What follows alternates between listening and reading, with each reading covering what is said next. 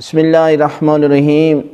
ہمارے کافی دوستوں کا سوال تھا کہ سردیوں میں وضو کی جگہ تیمم، کیا ہم سردی میں وضو کی جگہ تیمم کر سکتے ہیں؟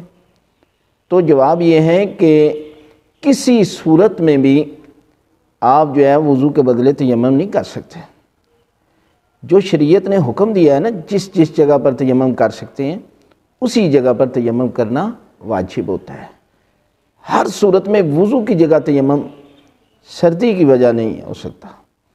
مثال کے طور پر پانی نہ ہونے کی وجہ سے، وقت کم ہونے کی وجہ سے، اور جسم پر زخم ہونے کی وجہ سے تیمم کر سکتے ہیں، لیکن سردی کی وجہ سے آپ تیمم نہیں کریں گے، اس لیے کہ جو اگر ایسا کرتا ہے اور اس نے نماز پڑھی ہے تو اس کی وہ تو نماز ٹھیک ہے، لیکن جب اسے مسئلے کا علم ہو جائے اور علم ہونے کے بعد اگر وہ ایسا کرتا ہے تو اس کی نماز باطل ہے۔